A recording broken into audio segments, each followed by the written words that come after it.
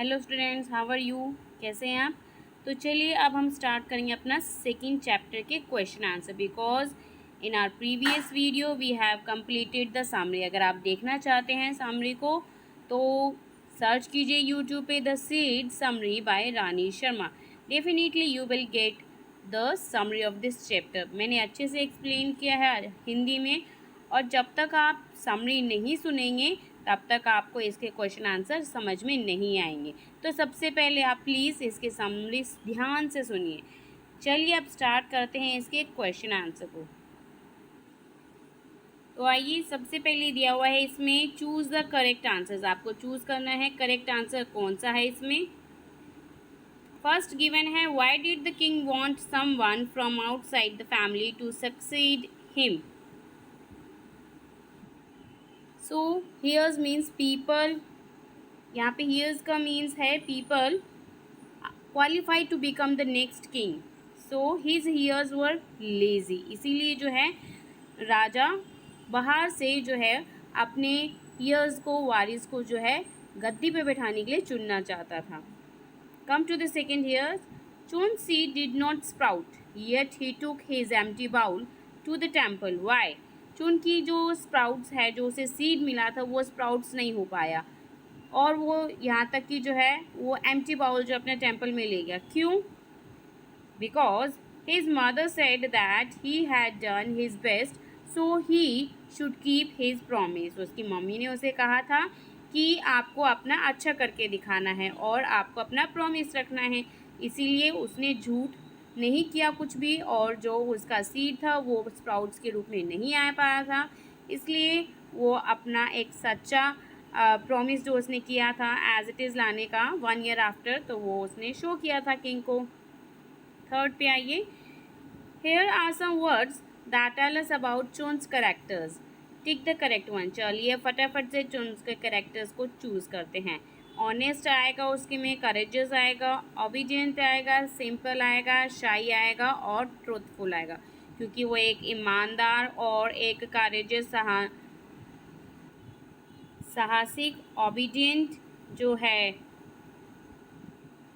आज्ञाकारी, और सिंपल साधारण, शाय शर्मीला, और ट्रूथफुल ईमानदार।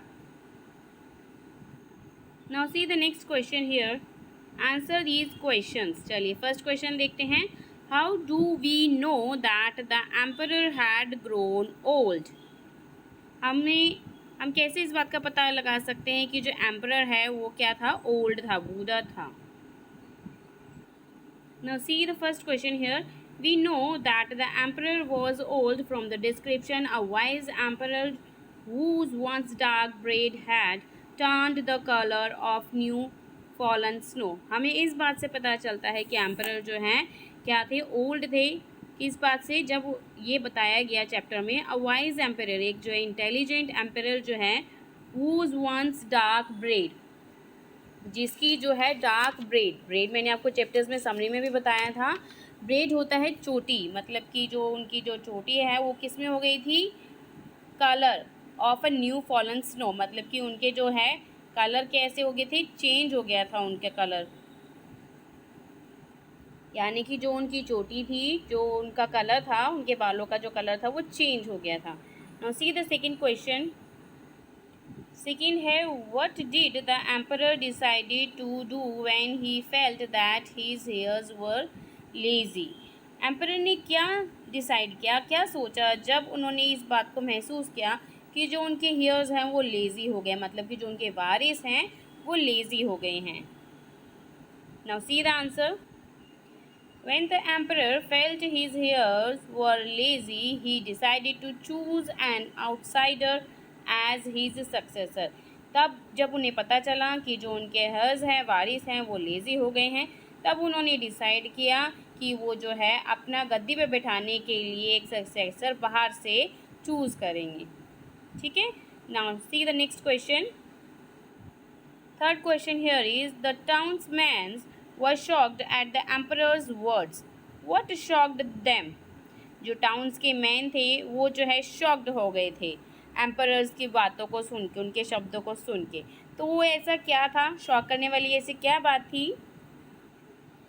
The townsmen were shocked by the emperor's announcement that his successor would be one of the townsmen. वो shock करने वाली बात यह थी कि एम्परर ने अनाउंसमेंट की थी इस बारे में कि जो उनका सक्सेसर है वो क्या होगा, वो उनमें से टाउन्समैन में से एक होगा. Now see the next question. चलिए फोर्थ क्वेश्चन पे चलते हैं. What did the emperor give the townsman. यहाँ पे एम्परर ने जो है टाउन्समैन्स को क्या दिया. What did he want them to do. और उन्होंने एम्परर ने उनको ये क्या करने के लिए, उसका क्या करने के लिए कहा, जो दिया था, क्या दिया था. चलिए देखते हैं. Now see the fourth question here. The emperor gave each of the townsmen a seed to plant. हर एक townsmen को जो है एम्परर ने क्या दिया, सीड दिया प्लांट करने के लिए, ग्रो करने के लिए, एक बीज दिया उसको उगाने के लिए उन सबको. And asked them to bring back grown plants after year. और आप सबको जो है वो ये बीज जो है उगाना है और साल भर के बाद उस प्लांट को मुझे दिखाना है वापस लाके. Now see the fifth question. See here what did Chun's mother give him. Chun's की मदर ने जो है क्या दिया चुन को. The Chun's mother give him a blue and white porcelain bowl. जो पोर्सक्लेन है वो एक चीनी मिट्टी बर्तन होता है, तो उसकी मामा ने जो है उसे वो सीड उगाने के लिए एक ब्लू और वाइट जो है बाउल दिया, चीनी मिट्टी का बना हुआ बाउल. ठीक है. चलिए now come to the next. Please इसके लिए आप समरी ज़रूर सुनिए. जब तक आप समरी नहीं सुनेंगे तब तक आपको क्वेश्चन आंसर समझ में नहीं आएंगे और it's not easy to learn. Okay. Now see the next question. See the next question. Why was Chun worried about his seeds. वो अपने बीज को लेकर जो है चिंतित क्यों था चुन.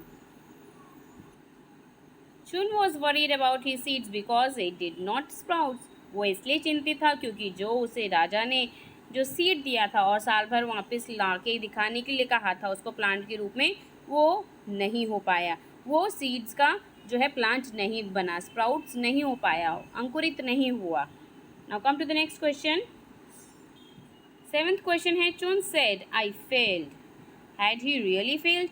Give reason for your answer. चाहे तो आप इसको अपने शब्दों में भी लिख सकते हैं और कुछ मैंने पॉइंट्स डिस्कस किए हैं यहाँ पे, चाहे तो वो भी कर सकते हैं. चुन ने ये कहा कि मैं फेल हो गया. क्या वो सच में ही फेल हो गया. Give reasons for your answer. चलिए देखते हैं क्या हो सकता है इसका answer. No he did not fail. If he failed then he could realized the mistake that he done. That means he had not failed. नहीं, जो चुन है वो फेल नहीं हुआ, क्योंकि अगर वो फेल होता तो अपनी मिस्टेक को जो है रियलाइज़ करता. मतलब कि अगर जो है औरों की तरह वो जो है स्प्राउट्स दिखा देता, मिस्टेक करता, गलती करता, तो वो जो है अपनी गलती को ज़रूर रियलाइज़ करता, महसूस करता. लेकिन उसने ऐसा नहीं किया. उसने झूठ नहीं बोला. उसने जो उसका प्रॉमिस था वो सच दिखाया. इसलिए इसका मतलब वो फेल नहीं हुआ. जो सच्चाई थी वो उसने दिखाई, क्योंकि उसकी सीड जो है ग्रो नहीं कर पाई. Now come to the last question. Do you think the emperor was really a wise man? क्या आपको लगता है जो emperor था वो सच में ही जो है एक इंटेलिजेंट वाइज मैन था.